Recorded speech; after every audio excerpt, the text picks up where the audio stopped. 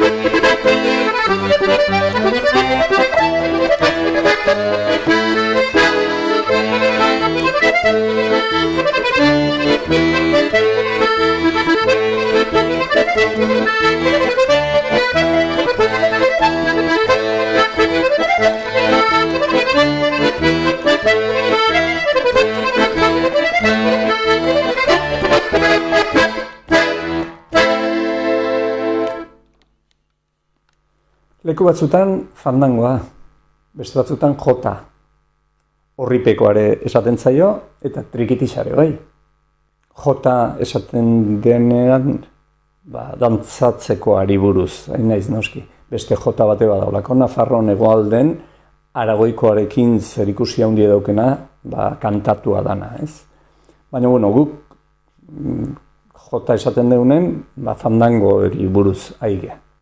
Ez zaitut gehiagin astu nahi, kontzeptu batzuk argitzeko gai nahi zen. Trikitixa berak 3 gauza desberdin esan nahi ditu. Alde batetik, ezagutzen duzun musika tresna, soinu txikie, soinu diatonikoa, eskubin botoiak dauzkena eta botoi bakoitzakin 2 doinu egin ditzakenak. Auspoak iriki itxi egiten baldin bada, ezta? ez zaitut gehiagin astu nahi, baina hori, trikitixa.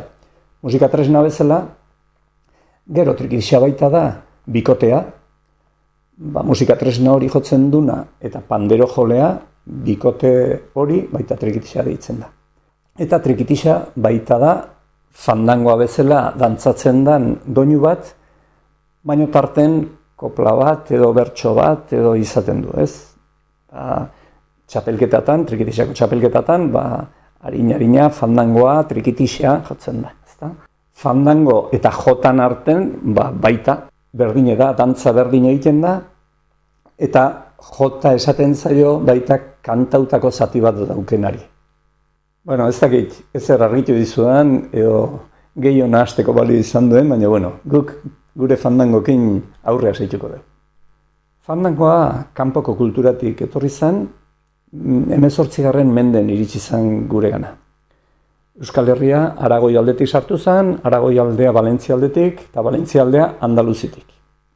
Eta hitza ere gaztelerazko hitze fandango, horrekin pentsatu dezakegu, Espainiar dantza bat dela. Baina ez da Espainien sortua. Andaluzia ere kanpotik etorri zen. Garai hartako Indiatatik, Ameriketatik. Eta zehaztuko bagendu gehiago, Karibe aldetik. Orduan, Andaluzia iritsi zanetik Euskal Herria iristea oso urte gutxi berehalaxe iritsi zen. Baina aldiz hemendik, ni naulekutik Nafarroan nago, Luzaidera Nafarroan nago, 100 urte pasaziran fandangoa iritsi arte. Mende bat osoa. Eta pentsatu dezakegu, ez dakit, Ibañeta hor daula, eta oso portu gogorra daula, eta nahi den guztie, baina arrazoi nagusi izango da, Luzaiden bertako jantzak, bertako dantzak oso errotuak zeudela, eta ez zuela kanpoko mugimendu berrin beharrik ikusten ez da. Aldi beretsun baita etorri ziren polka, balsak, mazurkak eta beste dantza batzuk, ez da. Hoi gutxi balitz, garai mutxartan sartu zen Euskal Herria baita soinu diatonikoa, guk trikitixa bezala ezagutzen duguna. Gorka Hermosa Urretxuko soinujole handiak idatzita duenez, soinu txikia edo trikitixa iritsi zen Zumarragara, Juan Bautista Buskaren eskutik. Beak esaten du Juan Bautista Buska Preto. Baina, kasualidadez, nire familin bada Imanol Buska, Juan Bautista honen oinordekoa, eta Imanolek nahi izan zidanez, Juan Bautista bigarren abizena etzan Preto, baizik eta zan Pereto, kutsu italiarra gehiago dauke. Juan Bautista honen izena berez Jean Baptiste zan, hau Piamontetik etorri zan, Piamonte dago Alpe ingurun, Frantzi eta Itali muga hortan, bere izena Jean Baptiste, frantzesa. Baina hone etorri zanen, Juan Bautista izena jarri zuen. Hau etzan etorri bakarrik, etorri ziren 40 bat lagun handik, eta etorri ziren hemengo trenbidek eikia.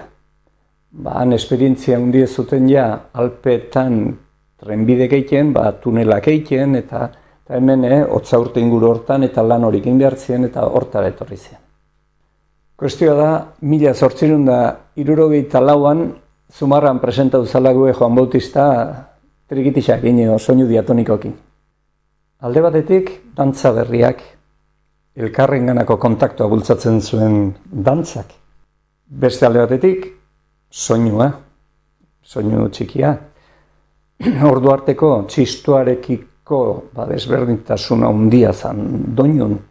Azkenen honek doinu beteagoa du, akordek ditu, eta txistua bezala oso praktikoa. Edozein lekutara jun eta dantza inarazteko balio duna. Koktel ederra izango zen garai hartako tradizionalist dantzako. Eliza alde batetik, karlistak, Eusko Alderdi Jeltzaleare hortxe sortzen hasiko haituko zen, noi 19. mende bukaeran sortu zen, eta urte hori eta zaigea hitzeiten. Ikusiz berrikuntza hauek gizon eta emakumen arteko lotura ekartzen zula, horregatik infernuko auspoa deitzen zaio honi. Bueno, pekatura bultzatzen zitulako.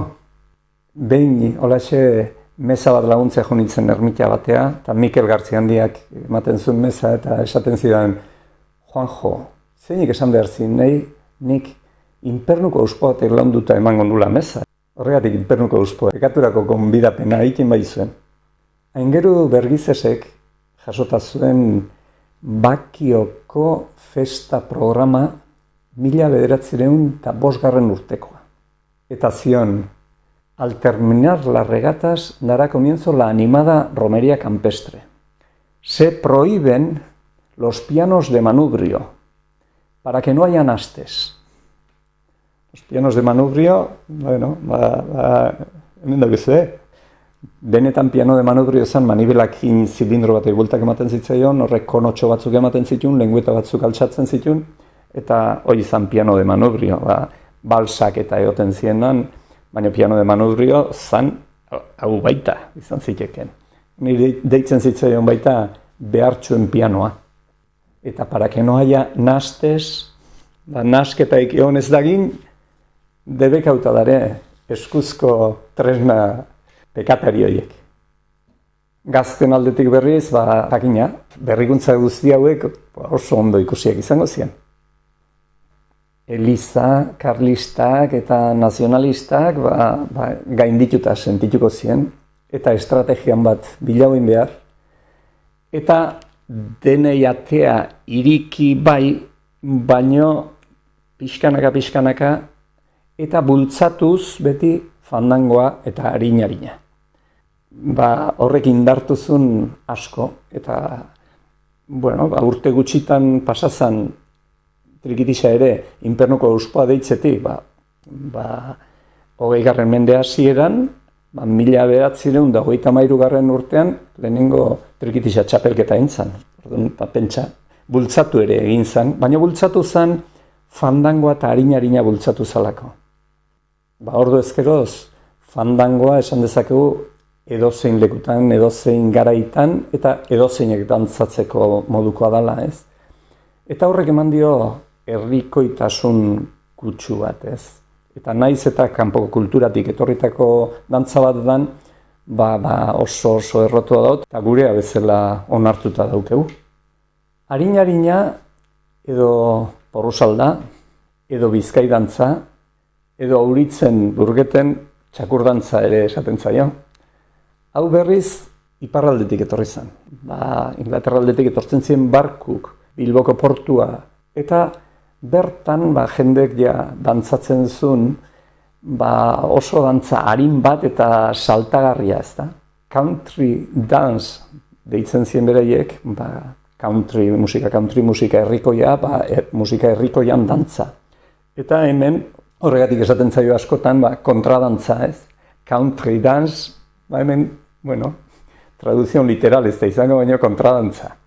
Eta horregatik esaten zaio baita bizkai dantza, Bizkaian, Bilbonon hasiko zen eta horti zabalduko zen Euskal Herri osora, ez da? Luzaiden garbi utzi nahi izaten dute bertako dantzak eta kontradantzak oso gauza desberdina diela. Eta hori garbi usteko, bertako bolantak, kontradantzak dantzatu behar dituztenen, blusa beltz bat jartzen du, nabarmentzeko hori desberdina dela.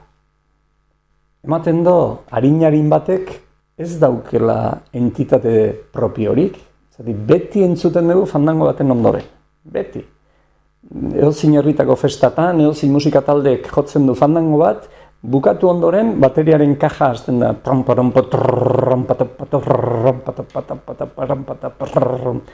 Ja, lotuta daukegu, harina fandango baten ondoren izen beharko balitz bezala. Eta ez dut entenditzen zeatik, sekula ez dut entenditu hori. Jakin da gainea, fandangoa, hegoaldetik datorkigun zerbait dela, harina iparraldetik etorritako zerbait, zerikusik ez dago bat bestekin, baina ez die independiente bezala jotzen, beti elkartuta, ohitura hori daukegu eta tira. Nik bukatzeko saio hau, harinarin bat joko dut, baina soilik, bakarrik harina. Eta, duela 50 bat urte, guk San Gregorion zutegin bizi ginenen, gure etxen amak beti irrati jarrita egitzen zuen, garai hartan irrati ezan. Eta beti Radio Popular de Loyola egoten zen. Goizen meza, ondoren Mariano Ferrerren El Kiosko de la Rossi, egunkarik eta aztertzen zituen, analisi politiko bat egiten zuen, gero kantuk eta hola.